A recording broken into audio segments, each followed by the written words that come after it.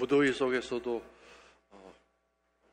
오늘 주일 예배를 기억하시고 예배 드리기 위해 나오신 성도 여러분들에게 하나님의 시원한 은혜가 심령 가운데 흘러 넘치시기를 축원합니다. 오늘은 동행이라는 제목으로 창세기 5장에 나와 있는 말씀을 통해서 은혜를 나누려고 합니다. 동행이란 뜻을 다 알고 계시겠지만, 저도 알고 있지만 더 정확하게 알기 위해서 국어사전, 제가 가지고 있는 국어사전을 찾아보았습니다. 두 가지 뜻으로 거기 풀이가 되어 있었는데, 한 가지는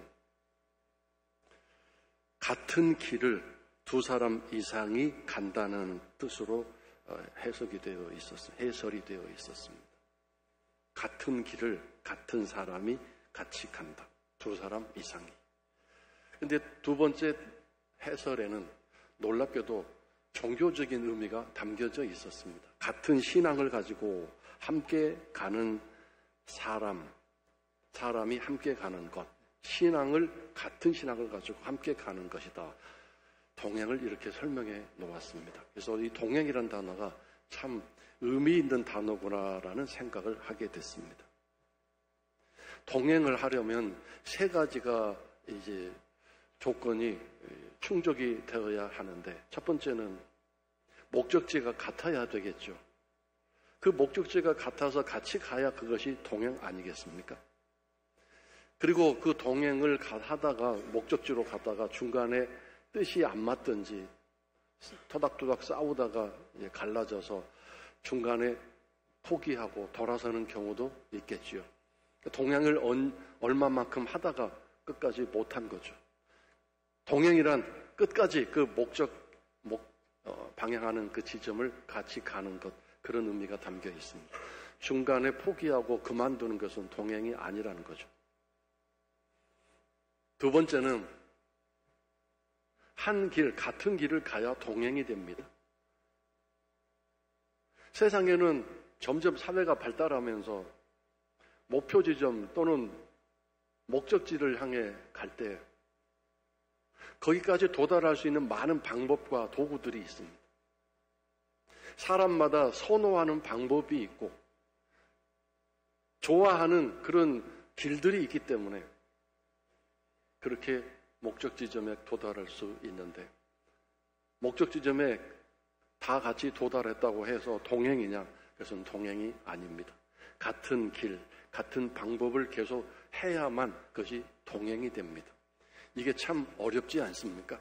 나는 이 방법을 쓰고 싶은데 저 사람은 저 길로 가자고 그러면 누구 한 사람 거기에 양보를 해야 되지 않겠습니까? 서로 그 길을, 그 방법을 택해서 가기로 합의를 해야만 동행이 될 수 있는 것입니다. 이게 정말 쉽지 않습니다. 한 사람은 저곳에 가서 물건을 사자고 그러고, 한 사람은 저기 가서 사자고, 저희가 더 싸다고 그러고, 그런 물건을 구입하는 그 방법, 장소까지도 사람이 얼마나 다투는지 우리가 생각해 보면 이 동행하는 두 번째 방법, 또 길, 함께하는 게 쉽지 않습니다. 근데 더 어려운 게 남아 있습니다. 마음이 함께 해져야 합니다. 그것이 동행입니다. 목적지가 같고 같은 방법과 길을 갔다 할지라도 성경에서 말씀하는 동행은 마음까지 같아져야 합니다. 마음이 같지 않으면 딴 마음을 품고 설령 같은 길을 가고 같은 목적지를 향해 갈지라도 거기에 절대로 하나님의 영광 받으시거나 하나님이 주시는 기쁨이 있을 수가 없습니다. 신앙적인 삶에서 같은 신앙을 가지고 저 천국을 향하여 오늘도 믿음과 소망, 사랑의 그 방법을 통해서, 그 길을 통해서 순종과 선택을 향하여 우리의 신앙생활을 하는 가운데 이 마음이 하나로 되어진다는 게 얼마나 어려운지 오늘 본문 말씀을 통해서 동행에 대해서 여러분과 함께 다시 생각해 보려고 하는데, 먼저 초대교회를 생각해 보려고 합니다. 예수님이 부활하시고 승천하신 이후에 예루살렘의 유월절 행사가 이제 시작이 됐습니다. 하나님이 명령하신 대로 이스라엘 사람이면 모든 사람은 다 이 유월절에 예루살렘 성전에 모여서 그 유월절 축제를, 행사를, 절기를 지키게 되었습니다. 이스라엘 전역에 사는 모든 사람들 뿐만 아니라 외국에 나가 살고 있는 사람들까지 다 몰려들었습니다. 엄청난 사람들이 몰려들었습니다. 시장 바닥과 같은 그런 상황이었을 텐데 생각해 보십시오. 이스라엘에 살고 있는 정통 유대교인도 있고 로마가 다스리고 있는 그 지역 안에서 예수님을 영접한 헬라파 기독교인도 있습니다. 이런 사람들을 헬라파 기독교인이라고 합니다. 그리고 아프리카에서 온 사람도 있습니다. 흑인도 있었습니다.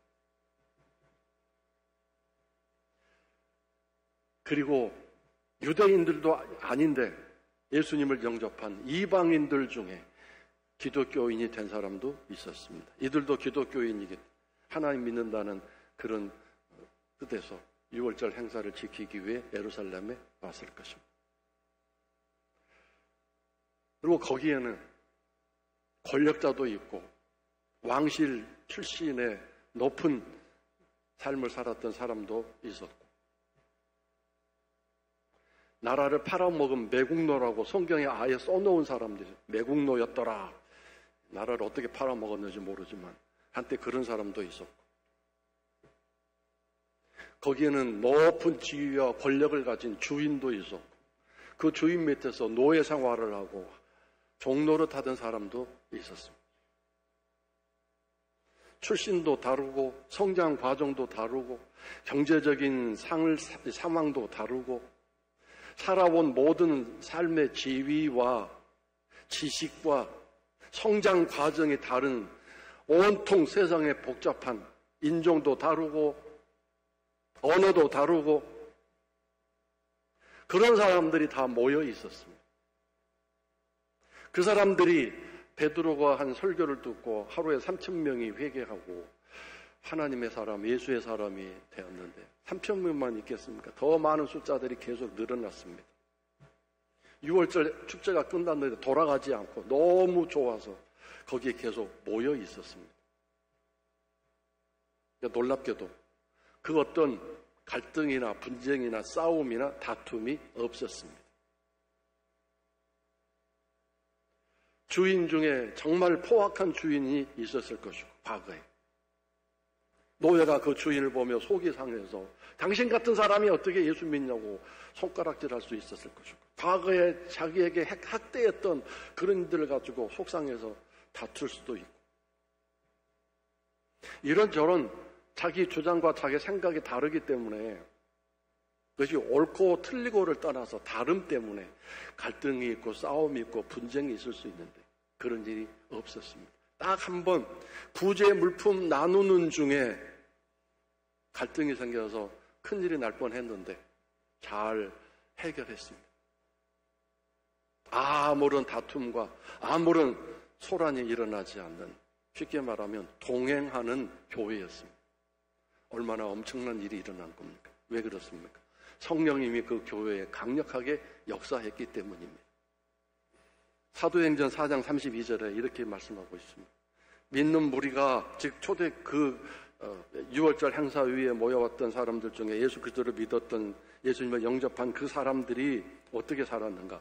한 마음 한 뜻이 되었다 기록하고 있습니다. 성령님이 그들을 묶어주신 거죠. 2장 46절에도 날마다 마음을 같이 했다. 날마다 마음이 같아졌다. 이렇게 말씀하고 있습니다. 그 다음에 4장 32절 두 번째에는 조금이라도 자기 것이라 하는 이가 하나도 없었다고 기록하고 있습니다. 자기 것. 이것은 물질적인 것을 가리키는 말인데요. 근데 이걸 널리 생각해 보면 조금도 자기 주장, 나를 내세우는 사람이 없었다는 뜻입니다. 어떤 안건에 대해서 내가 경험이 많은데 내가 그 일을 잘 아는데 하면서 자기를 내세워서 다른 사람의 의견을 묵살한다든가 다른 사람과 토론하는, 논쟁하는 가운데 막 화를 내고 그런 일이 없었다는 거죠. 저는 이 부분을 보면서 제가 얼마나 이렇게 나를 주장하는 일이 많았는가 하는 생각을 해봅니다. 옳은 일이다라고 생각하면서 이렇게 가정에서도 그렇고 어떤 회의를 할 때도 누구와 대화를 할 때도 그런 적이 참 많았던 것 같습니다. 아, 나는 동행하는 일에 실패한 사람이구나. 이 설교를 준비하면서 정말 깨달았습니다. 성도 여러분은 어떻습니까? 동행하는데 함께할 좋은 친구로 끝까지 같이 갈 수 있는 하나님의 사람은 예수의 사람이십니까? 사도행전 2장 47절에 이렇게 동행하는 이 교회 성도들을 통해서 어떤 일이 일어났는가? 하나님이 영광을 받으셨습니다. 하나님이 기뻐하셨습니다. 그 찬송 소리가 끊이지 않는 교회였다고 했는데 하나님이 그 찬송 소리를 기뻐하신 거죠. 그리고 사람들로부터 칭송을 받았다라고 기록하고 있는데 교회 바깥에 있는 사람들로부터 박수와 칭찬을 받았다는 뜻입니다. 원어를 살펴서 보면 이 칭송이라는 단어가 사람들의 박수와 칭찬을 즐거워했다, 즐겼다 그런 뜻을 가지고 있어요. 초대교회가 사람들이 박수하고 칭찬하는 일을 기뻐하고 즐거워하고 하나님 은혜입니다 라고 감사했다는 뜻입니다. 한 사람 한 사람 성령께서 역사하실 때 이 놀라운 일이 일어난 거죠. 저는 이 설교를 준비하면서 이 비빔밥을 생각해 봤습니다. 밥에 온갖 좋은 나물이나 또 계란 후라이까지 얹어가지고 밥을 비비는데 거기에 뭐가 한 가지 절대적으로 필요한 게 뭡니까? 참기름 아니면 들기름입니다. 왜 섞습니까? 붓습니까? 맛도 있고 향기도 나라고 하겠지만 가장 중요한 목적은 그 모든 좋은 재료들이 미끌미끌 잘 서로 조화가 되고 부딪히지 않도록 잘 섞어지도록 하기 위해서 참기름을 붓습니다. 안 그렇습니까? 향기나 맛은 덤이고요. 오늘 우리가 살아오면서 많은 인생의 경험도 있고 각자 여러분의 성격도 있고 인격도 있고 가치관도 있습니다. 가치관이란 뭔가요? 이 물건에 대해서 뭐 이걸 500원짜리로 여기는 분도 있고 1000원짜리로 여기는 분, 가치를 부여하는 생각이 다르다 그 뜻입니다. 그래서 교회는 사실 어떤 의미에서 가장 위험한 공동체라고 할 수 있습니다. 누가 뭐라고 그럽니까? 이게 뭐 먹고 사는 공동체도 아니고. 그러므로 여기서 오히려 막 내 주장을 내세우고 내가 누군데? 라고 내세울 수 있는데 제가 미국에서 유학할 때 경험했던 게 교포 사회 교회가 아주 힘듭니다. 교회가 왜 힘드냐면 그 백인들 미국 사회에 가서 언어가 아무리 잘해도 어릴 때부터 배운 언어가 아니면 얼마나 힘든지 모릅니다. 그리고 보이지 않는 인종차별이 있기 때문에 너무 힘듭니다. 그래서 스트레스를 팍팍 싸우며 살다가 주일날 교회 와가지고 거기서 이제 큰 소리를 내는 거죠. 자기 존재감을 막 드러내는 거죠. 그래서 교회가 너무 힘들고 어렵습니다. 성령님이 우리 가운데 계시면 우리가 모두 동행할 수 있는 하나님 백성과 자녀와 가족이 될 수 있습니다. 성령님이 계시면 인종이든 언어든 신분이든 직업이든 돈에 많고 적음이든 많이 배웠고 못 배웠든 그 모든 것들을 다 하나님이 조화시켜 주셔서 성령께서 함께 하셔서 동행할 수 있는 성도들, 동행하는 하나님 백성들이 될 수 있는데 여러분 한 분 한 분이 성령님께 붙들려서 그런 하나님이 기뻐하시는 그런 동행하는 성도 교회가 될 수 있기를 주의 이름으로 축원합니다. 시편 133편 1절에 이렇게 됐어요. 형제가 동거하여 연합함이, 그런데 이 동행을 동거하다 연합하다라고 풀어서 설명한 거죠. 그걸 하나님이 얼마나 보기 좋아하셨는지, 보기에 선하다, 하나님 보기에 너무 좋았다, 그리고 아름답다라고 기록하고 있습니다. 동행은 우리의 선택이나 옵션이 아니라 필수적인 사항입니다. 그리고 동행하기 위해서는 내가 성령님 안에서 죽어져야 하고, 나를 낮춰야 하고, 나를 부인해야 하고, 나를 내려놓아야 합니다. 그래야만 동행할 수 있습니다. 여러분 그렇지 않습니까? 살아오면서 누구와 가장 좋은 친구가 됐나요? 자기가 뭐 하고 어쩌고 막 자기를 내세우는 사람과 친구 되고 싶었나요? 겸손하고 많이 배웠고 많이 가졌음에도 불구하고 낮아지고 또 겸손할 때 그 사람과 동행하기가 기쁘고 즐겁지 않았습니까? 저도 이제 신학교 친구들, 동기 목사들 중에서 많이 이제 떨어져 나가고 한 5명 남았는데, 그 5명의 특징이 뭐냐면 전부 다 겸손한 사람들입니다. 자기를 낮추는 사람들입니다. 얼마나 자기를 낮추는지 내가 너무 편합니다. 만날 때마다 제가 많이 배웁니다. 동행이란 결국 나를 낮추고, 나를 내려놓고, 나를 부인하고, 나를 포기할 때 그 동행의 일들이 아름답게 이루어지는 것을 알게 됩니다. 오늘 본문의 22절에 이렇게 말씀이 되어 있죠. 무두셀라를 낳은 후 300년을 하나님과 동행하며 자녀를 낳았다 기록하고 있습니다. 에녹이라는 사람의 이야기인데 65세 때 첫 아들로 생각되는 무두셀라를 낳았습니다. 무두셀라는 정말 놀라운 사람이죠. 성경에서 가장 오래 산 사람이잖아요. 969세를 살았어요. 엄청나게 오래 살았어요. 에녹이라는 아버지를 두었기 때문에 그렇게 장수한 게 아닌가 생각은 들긴 해요. 아버지로부터 너무 좋은 것을 배우고 또 몸에 습득해서 평안한 삶을 살았기 때문에 인간관계도 좋고, 그래서 이렇게 멋지게 하나님이 장수하도록 복을 주시는 게 아닌가 생각되는데, 어쨌든 에녹이라는 사람은 65세 때 무두셀라를 낳은 이후에 그때 무슨 인생의 터닝 포인트가 생겼는지, 어떤 일이 생겼는지, 그것이 계기가 되어서 하나님과 더욱 친밀하고 가깝고 아름다운 관계를 맺게 됐는데, 튼튼한 관계, 더 가까운 관계를 맺게 됐는데, 그것을 뭐라고 기록하고 있습니까? 하나님과 동행하였다라고 기록하고 있습니다. 그래서 하나님과 동행하면서 계속 자녀를 낳고 이렇게 살았다는 거죠. 24절에도 에녹이 하나님과 동행하였다라고 기록하고 있습니다. 여기서 중요한 것은 하나님과 동행했다에게는 뭐가 필요하죠? 선택이죠. 나는 하나님과 동행할 거야. 하나님을 절대로 떠나지 않을 거야. 동행, 하나님과 동행할 거야.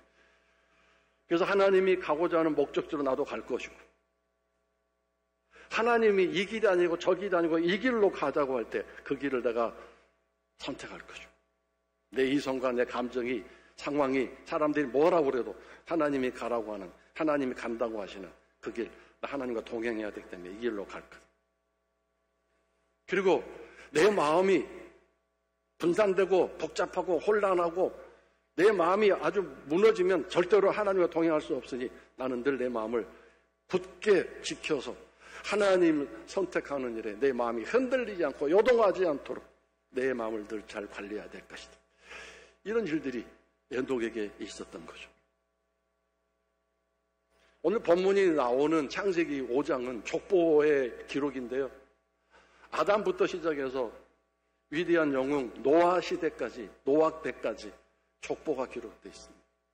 한 사람씩 한 사람씩 이렇게 이름이 기록되어 있는데 공통적인 특징이 뭐냐면 누구는 몇 살 때에 큰아들을 낳고 그 이후로 계속해서 자녀를 낳고 살다가 죽었다라고 기록하고 있어요. 이런 형식으로 되어 있어요. 근데 오늘 에녹의 족보를 보세요. 살았다라고 기록했어요. 자녀를 낳고 300년을 살았다 그렇게, 죽었다는 기록이 없습니다. 하나님이 그를 데려가셨다고 기록하고 있어요. 하나님과 동행하면서라고 하는 것과 살았다라는 것, 이 두 가지가 특징입니다. 다른 사람의 족보는 죽었다 기록하고 있는데 에녹의 족보에는 죽었다라는 기록이 없습니다. 그리고 다른 사람 족보에 없는 하나님과 동행하는 사람이었다 이렇게 기록하고 있습니다. 자, 근데 여러분, 성경에서 가장 위대한 영웅을 뽑으라면 저는 요셉과 다윗을 뽑고 싶고, 저는 다윗을 너무 사랑하고 존경합니다. 다윗의 100분의 1이라도 닮았으면 하는 그런 마음의 간절함은 있는데,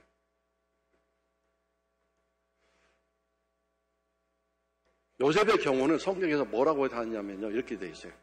창세기 39장 2절, 3절, 21절, 23절 계속 뭐라고 되어 있냐면 여호와께서 요셉과 함께 하셨다라고 기록하고 있습니다. 뭐가 다르죠? 에녹은 하나님과 동행했다라고 기록하고 있고 요셉은 하나님이 그와 동행하셨다라고 기록하고 있어요. 다르죠? 다윗의 경우도 마찬가지입니다. 역대상 11장 9절에 여호와께서 다윗과 함께 계셨다, 동행하셨다라고 기록하고 있습니다. 여러분, 에녹이 좋습니까? 아니면 요셉과 다윗 편이 좋아 보입니까? 에녹이 하나님과 동행하였더라 이고 요셉과 다윗은 하나님이 그와 동행하셨더라 이렇게 기록이 되어 있어요. 뭐가 좋습니까? 자, 근데 에녹은 하나님과 동행하다가 300년을 살더니 어느 날 이 세상에 있지 않았다 그랬어요. 에녹을 하나님이 데려가신 거죠. 죽음이라는 과정을 거치지 않게 하시고 그냥 데려가신 것 같아요. 성경에서 죽음을 보지 않고 이렇게 세상에서 없어진 사람은 엘리야 한 사람 또 있는데 엘리야는 제자들이 보고 있는 가운데 하나님이 그를 하늘에 둥둥 공중부양시키더니 자 멀리 천국으로 데려가셨어요. 에녹도 마찬가지로 죽음을 보지 않고 죽음을 거치지 않고 그냥 하나님이 데려가셨습니다. 그리고 요셉과 다윗은 어떻게 됐냐면 하나님이 그와 함께 하시더니 그와 동행하시더니 거기에 나오는 단어가 이제 형통하였더라. 형통이란 뭐냐면요, 성경학자들은 이렇게 해석해요. 에녹은 300년 동안 평안했다, 평탄했다, 큰 문제 없이 그냥 잘 살았다. 그런데 요셉과 다윗은 얼마나 고통스러운 삶을 살았습니까?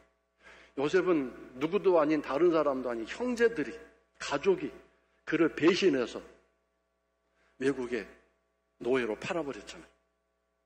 거기 노예로 사는 사람도 열심히 살아서 잘 나가는 줄 알았다가 또 감옥에 들어가 죄수가 됐어요. 나갈 기약이 없는 죄수가 됐어요. 그리고 다윗도 아무 까닭 없이 죄 없이 한 사람에게 죽음의 위협 속에서 도망 다녀야 하지 않았습니까? 그런데 형통이라는 단어가 뭐냐면 그 처절한 삶 속에서 그 처절한 환난과 고통과 그 상황이 절대로 다윗을 가로막고 다윗을 죽이고 요셉을 가로막고 요셉을 죽게 만드는 일이 되지 않도록 그것을 헤쳐나갈 수 있도록 그래서 이겨나갈 수 있도록 그 죽음의 사망의 골짜기를 건너갈 수 있도록 해주셨다. 이것이 형통입니다. 우리 생각에 형통은 만사가 행복, 푸르초장 실만한 물가가 되는 것, 이것을 형통이라고 생각하실지 모르겠는데 성경에서 말씀하시는 형통은 바로 그런 것입니다. 어떠한 고난과 어떠한 핍박과 어떠한 어둠이 앞에 막 몰려온다 할지라도 그것이 압사당하게 만드는 힘이 되지 못하고 그것이 나를 주저앉게 만드는 힘이 되지 못하도록 그것을 뚫고 나갈 수 있도록 그걸 헤치고 나갈 수 있도록 그 어떤 것도 저 밝은 부활의 아침으로 나가는 푸른 초장 실만한 물가로 나가는 믿음의 그 발걸음을 절대로 방해할 수 없었다. 그런 뜻입니다. 다윗과 요셉의 삶에는 형통함이 있었습니다. 자, 근데 여러분, 이 장면을 생각할 때 왜 에녹의 경우에는 에녹이 하나님과 동행하였더라라고 300년 동안 살았을까? 왜 다윗과 요셉의 삶에서는 하나님이 그들과 동행하셨다라고 그렇게 성경에서 기록하고 있을까? 하나님이 요셉과 다윗의 삶에 함께 하셨다, 동행해 주셨다는 게 뭘 의미하죠? 하나님의 주도적인, 하나님의 능동적인, 하나님의 적극적인 함께 하심이 거기에 나타나 있지 않습니까? 다윗과 요셉의 경우에 삶이 너무 힘들고 고통스러우니까 그 삶에서 하나님이 그를 지켜 보호해 주시기 위해서, 안내해 주시기 위해서 능동적으로 함께 하심을 주권적으로 그들과 동행하심을 나타내 보이시고 인도해 가신 것 아니겠습니까? 그래서 이 다윗과 요셉은 절대로 무너지지 않았고 그를 팔아버린 형에게 복수의 일념, 원한 감정 가지지도 않았고 다윗도 마찬가지죠. 자기를 죽이려고 했던 그 사울 왕에 대해서 원한 감정 가지지 않았습니다. 그것이 형통이죠. 하나님이 그렇게 만드신 거죠. 하나님이 함께 하셔서 주도적으로 그렇게 이끌어 가신 거죠.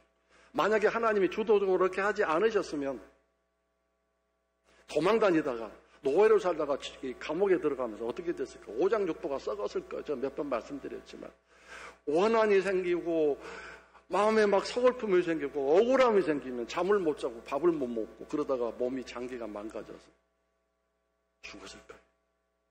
근데 하나님이 함께 하셔서 주도적으로 함께 지켜주셔서 그런 원한 감정, 슬픔, 억울함, 분노 이런 것들을 해결해 주시고 처리해 주시지 않았겠습니까? 근데 그래서 문제는 중요한 거는 에녹이나 그 다음에 이쪽 편에 있는 두 사람 요셉이나 다윗 저는 한 사람이라고 생각해요. 왜냐하면 여러분과 내가 지금 살아오면서 에녹처럼 그렇게 살아온 적이 있습니까? 지금 여러분이 한 50평생 살아보셨나요? 아니면 60평생 살아보셨나요? 에녹처럼 아무 문제 없이 자녀 낳고 출가 잘 시키고 행복하게 편안하게 사셨습니까? 이런 저런 일 얼마나 많은 일들이 있었습니까? 남이 들으면 별거 아닌데 할지 몰라도 내가 당한 그 입장에서는 그 일이 얼마나 엄청난 고통과 스트레스였었는지 그런 일들이 많을 거예요. 그런 경우 순간순간마다 우리에게는 어떤 게 필요하나요? 내가 하나님과 동행했다고 하지만 어려운 일이 닥치고 힘든 일이 닥치면 믿음이 떨어져요. 기도할 힘도 없어요. 거기다가 주변에 나를 돕기보다는 나를 비난하고 나를 손가락질하고 험담을 하면서 모여서 수근수근할 때 얼마나 괴롭고 힘들어요. 그때 저는 하나님 놓치지 않겠어요. 하나님 붙들겠어요 라고 믿음을 가지고 하나님을 선택하고 끝까지 내 자신을 쳐서 복종시키고 죽이면서 나를 부인하고 거기에 반응하지 않고 성질내지 않고 거기에 맞대응하지 않도록 늘 나를 쳐서 온전히 나를 죽이면 하나님이 어떤 일을 하시나요? 하나님이 득달같이 오셔서 오히려 하나님이 더 적극적으로 나와 동행하시면서 나를 지켜주시고 나를 보호해 주신다는 거 아니겠습니까? 그래서 그 사망의 음침한 골짜기를 능히 건너갈 수 있는 거죠. 무슨 힘이 있어서 내가 무슨 믿음이 대단하고 그 사망의 음침한 골짜기를 건너갈 수 있나요? 하나님을 선택하고 끝까지 하나님 가져가는 그 길로 끝까지 가고 하나님이 가나와는 그 인내와 절제와 그 순종의 그 목적지를 향해서 변함없이 가고자 할 때 하나님이 내 마음 흔들리지 않도록 내 마음이 푸른초장 힐만한 물가가 되도록 평안하게 만드시기 때문에 그래서 그 고난과 고통의 길을 잘 건너갈 수 있는 거 아니겠습니까? 한 가지 더 생각해 보세요. 다윗과 요셉이 더 힘들었을까요? 하나님과 동행하는 그 삶을. 아니면 에녹이 더 힘들었을까요? 저는 에녹이 더 힘들었을 거라고 생각해요. 우리가 어렵고 힘들면 긴장하잖아요. 신앙적인 측면에서만 얘기하는 거예요. 삶의 어려움, 고난 그 자체를 말하는 게 아니라 신앙적인 그 믿음을 지켜나가는 측면에서. 어려울 때는 긴장도 되고 하나님께 집중하게 되잖아요. 기도하면서 하나님 도와주세요. 근데 삶이 평안해지고 문제가 없고 모든 만사가 잘 되면 어떻게 되나요? 사람이 자기도 모르게 나태해지고 게을러지고 안일해지고 이 생각 저 생각하게 되고 여기 기웃 저기 기웃하게 되잖아요. 근데 에녹은 우리는 작심삼일인데 3일만 되면 옛날로 다시 돌아가는데 좀 기도 열심히 해서 정말 몸부림쳐 기도한 사람은 한 3개월 갈지 모르겠어요. 근데 에녹은 3개월도 아니고 30년도 아니고 300년을 하나님과 동행했어요. 하나님을 절대로 떠나지 않았어요. 하나님을 선택했어요. 그러니 대단한 사람 아닙니까? 얼마나 엄청난 사람입니까? 다윗과 요셉은 한 10년 고통을 당했죠. 성도 여러분, 하나님과 끝까지 동행할 수 있기를 주의 이름으로 축원합니다. 그럴 때 여러분이 힘들고 어려울 때 하나님이 오셔서 여러분과 함께 먼저 동행해 주시고 지켜주시고 보호해 주실 줄로 믿습니다. 낙심하지 마시고 절망하지 마시고 끝까지 이겨나가시다. 중요한 것은 내가 하나님을 절대로 선택하는 일에서 벗어나지 마시고 더 열심히 채찍질하셔서 하나님을 가까이 하라. 그러면 하나님도 너를 가까이 하시리라 하지 않았습니까? 세상에 막 미쳐 돌아가는 것 같죠. 막 칼을 들고 길가에 나가 사람 무차별로 막 찔러서 죽이고, 학생들은 막 선생님 고소 고발하고, 부모는 또 그 선생님을 막 고소 고발하고, 도대체 누굴 믿고 어떻게 살아야 될지 막막한 시대가 된 것 같습니다. 친구도 배신하고, 믿었던 사람들이 막 사기를 치고 술수를 부려서 다 떼먹고 가버리고, 이런 엄청난 세상 속에 살고 있습니다. 날씨도 왜 이렇게 더운지 죽을 것 같지 않습니까? 그러나 이 세상 속에서 우리가 저 가야 할 목표 지점, 목적지, 천국을 바라보면서 오늘도 가장 중요한 하나님과 동행하는 삶을 열심히 잘 사셨어요. 그로 인해서 또 이 땅에서 요셉과 다윗을 보세요. 사람들과 얼마나 동행을 잘했습니까? 잘 화합하며 살았습니다. 하나님과 동행한다고 그러면서 사람과 불협화음 가지고 사람과 갈등을 가지고 이건 안 되는 거죠. 잘못된 거죠. 동행 잘 하셔서 이 땅에서 끝까지 승리하시고 하나님 예비하신 복을 많이 받아 축복의 통로로 쓰임받는 성도 여러분 되시기를 주의 이름으로 축원합니다.